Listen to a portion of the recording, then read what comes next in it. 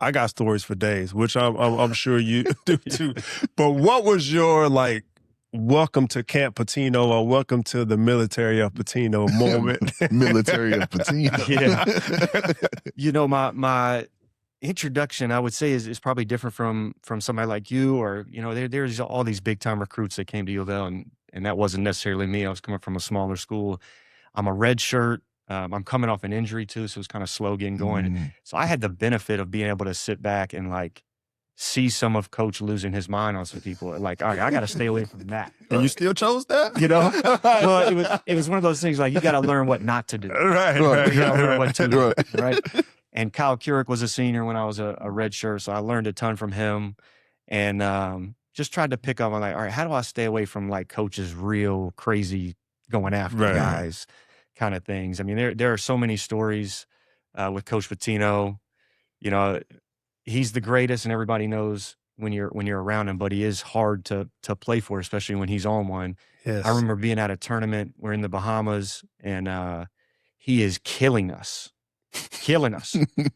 And then all of a sudden, his grandkids walk in the room. And he turns to the grandkids and starts talking, you know, like the little kid voice. Yeah. Like, oh, hey, how's it going? He switched like that to that mode, and the grandkids were in there for like 2 minutes. And as soon as they walked out the door, turned it right back. Light switch again. He's like back on it. And I'm just like, this guy. But I mean, you're right. We could go stories for days. I mean, one that I've told a bunch is like national championship game. You know, I was fortunate to hit a bunch of shots in a row. But Coach draws a play up for us in the national championship game. He says, Luke, put your head under the basket. Do not leave before the screen gets there. He's going to send a double screen for you. You're coming off. You're going to catch. If the shot's there, great. If not, you're going to get downhill to your right hand. So Nick Stouse is a guard. He's a freshman. He's got his hands up. And I used to try and get cut fouls all the time. Coach was big on that. So he's got his hands up, and he's kind of like leaning on me a little bit. And of course, I leave early after Coach just told me 10 times because I'm trying to get this foul. They don't call it, obviously. So I come off these screens. I catch it. I'm not open because I left early. And I'm like, well, I got to make something happen. So I drive, and I get foul shooting. But the bad thing was it's a TV timeout. And this is a national championship game, and TV timeouts feel like they're 10 minutes long. Yeah. And as I'm running over to the huddle, Coach is not looking at anybody else. He's not breaking. He's just dead looking right at me, not breaking eye contact. So I got to jog it all the way over there.